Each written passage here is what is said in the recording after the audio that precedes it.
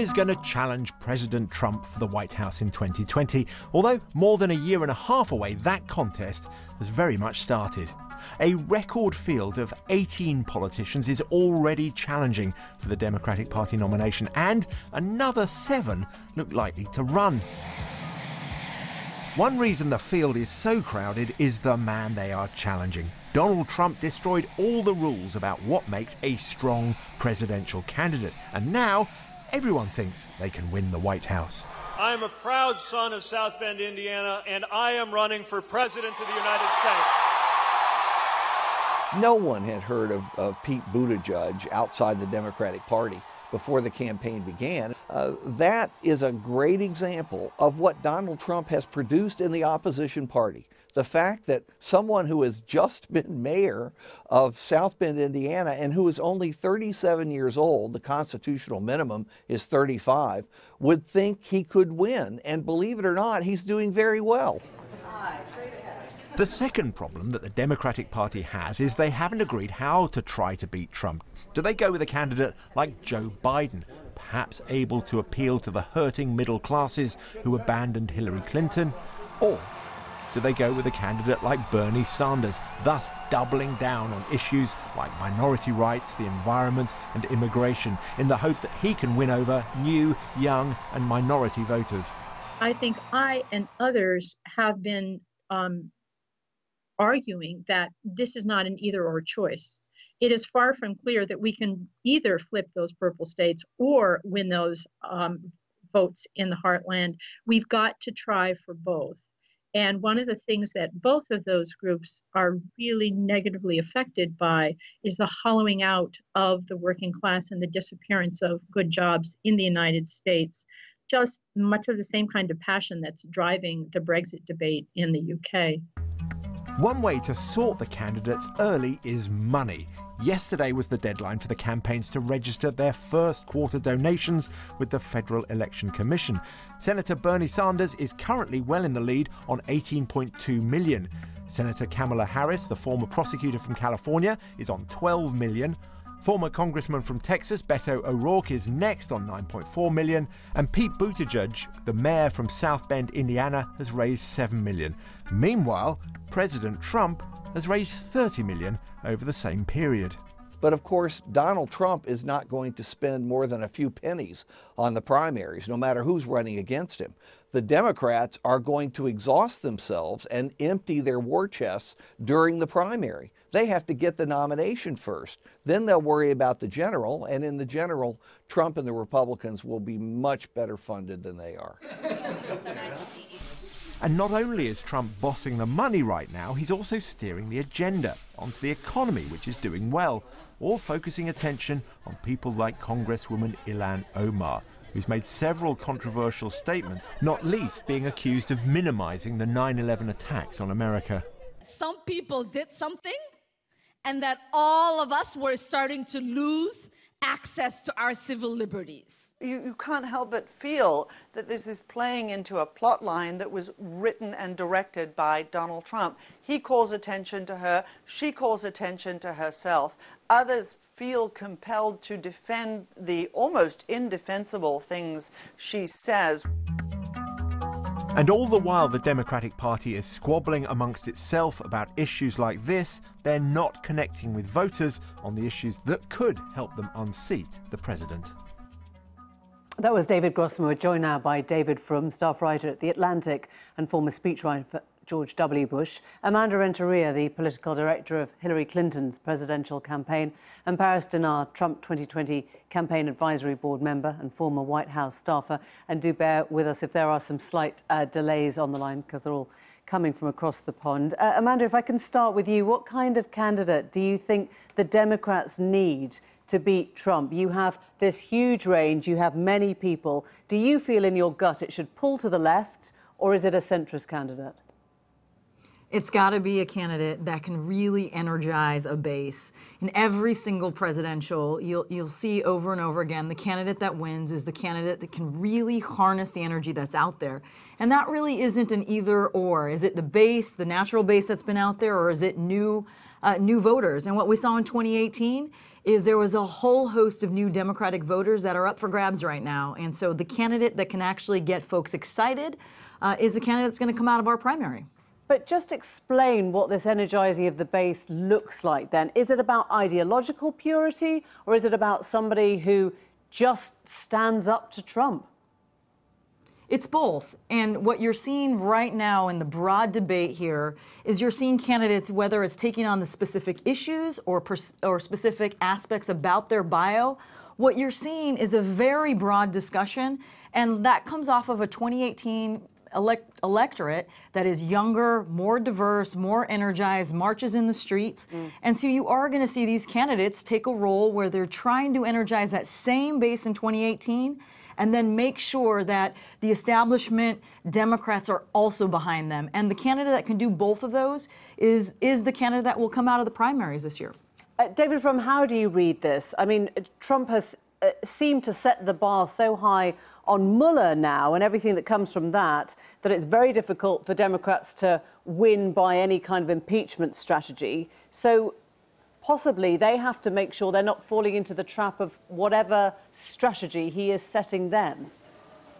I'm not sure I would accept the tweets of the world's biggest liar as a guide to what actually will be in the Mueller report. Let's see what it comes out. My guess is that it will find lots of wrongdoing, but for various reasons it's not prosecutable. But I'm not a Democrat, but I've played against them before. I know their strengths and I know their vulnerabilities. Going into the cycle, there are two things they must do and one thing they must not do.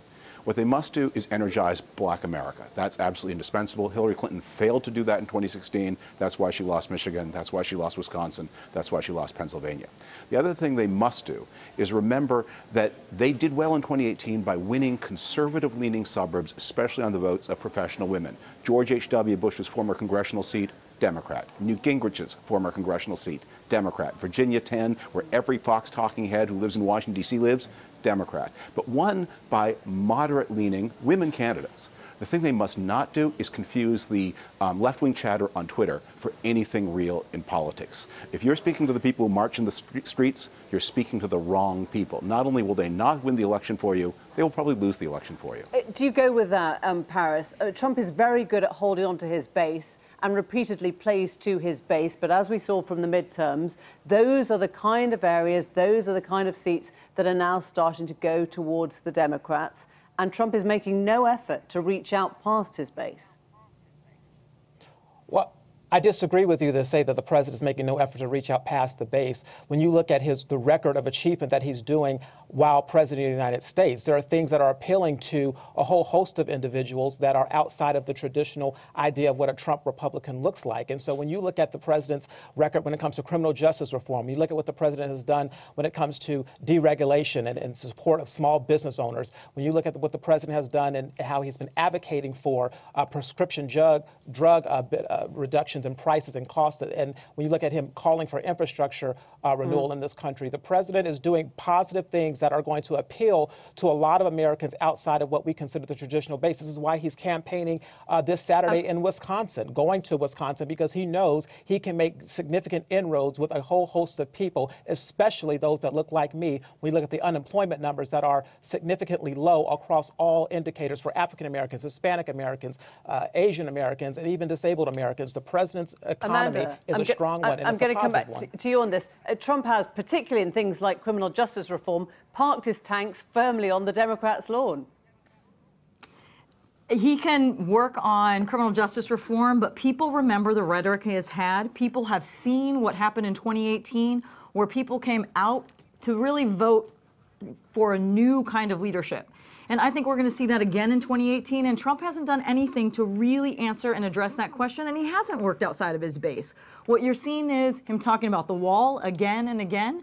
That's not actually expanding your base in any kind of capacity.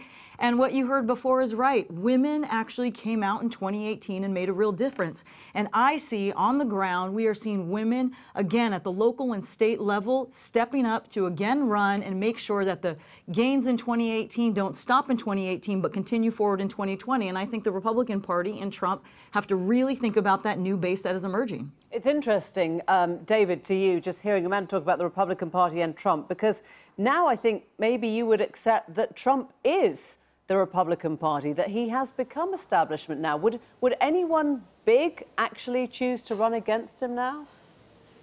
Trump has dominated the Republican Party by shrinking it. When I entered the Republican Party, about a third of Americans identified as Republicans. Today, less than a quarter do.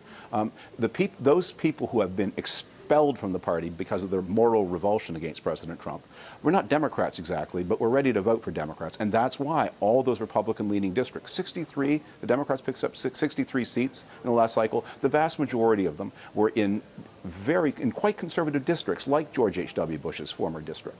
To understand the Trump vote, the Trump base, conservative-leaning, older, not-so-well-educated white males, that's maybe somewhere between a quarter and a third of the country. Trump eked it out in 2016 because he was able to hold on to enough traditional Republicans who were able to smother their disgust and vote for him one last time. And the question is, what does he have for them? The 2018 election told us that the women among them are not going to vote for him. As for picking up votes among black Americans, that's not President Trump's strategy. His strategy is to prevent black Americans from voting, use his control of state governments to make it more difficult. Okay. And that plan, by the way, is well underway, and that may succeed. Paris is shaking his head, and you've heard terms like moral revulsion there towards Trump from David from Paris. It's laughable that David Frum has the audacity to come on this network and try to articulate what black Americans feel, black Trump supporters like myself and the 8% who voted for him feel. We're not going to listen to David Frum. When you look at what this president is doing and what he's only done, the other 92. We have to, David, he did better than he did better than Senator McCain and better than Mitt Romney when it came to the black vote. And when you look at the things that he's doing for the black community, it is going to do something that's going to be significant. You don't like it, you have to get over the fact that he won. You have to get over the fact that he's making an impact, and you have to get over the fact that he's probably going to win re-election because of his impact on this party. Donald Trump became the head of the Republican Party the moment he was our nominee. The moment he won the presidency, he was the head of the party. And we have to accept that. And when you look at women voters, when you look at Cher, who's coming out and saying, you know what, the president is making a point when it comes to his stance on immigration and sanctuary cities. When Cher's mind is turning, I think a lot of women and a lot of people in California are responding because the president is even showing that there is a crisis on this border. Jay Johnson has even admitted that he was for the Obama administration. So it's working. In a democracy, the president knows what he's doing. In a democracy, the citizens don't have to do anything. It's their leaders do, who work for them. And President Trump has never quite mastered the idea that he works for others, not that he commands others. But we are warming to the citizens voted, and the citizens voted, and they voted for President Trump. Let me bring in Amanda. No, the Electoral College did that. Let me just bring in Amanda Chan for a second, please, because the worry is here. Once again, sorry, just a second. The worry is for Amanda that the Democrats are in danger of underestimating Trump once again, and this is where, for your strategy, things start to go wrong. I think this exact conversation, the intensity that you're hearing out of the Trump campaign, is what people are tired of. And what we saw in 2018 was a lot of our candidates all across the country had this message of really caring about one another, of making sure people had access to health care, of making sure people were again positive and thinking about a positive future. Where America is again leading in a way that's not divisive, but actually bringing people together. Okay. And over again in those districts, we saw that. Let me give a last word. I think that is the path going forward. I'm going to give a last word to David Frum, because this is the optimistic Democrat here. Is that realistic, though, when it looks like Trump could come back with fuller force? David. Trump has an economy behind him, but if the Democrats choose wisely, if they remember those districts they took in 2018, they can win. If they choose foolishly, if they align behind a Bernie Sanders or somebody who will be frightening to the voters they most need to win, if they don't energize black American voters particularly and make sure they turn out, it's not the share of the vote, it's the turnout. In 2016, the black turnout was disappointing. In 2018, it was strong. If it's strong in 2020, Michigan, Pennsylvania, Wisconsin, unavailable to President Trump. Thank you all very much indeed. Thanks for joining us.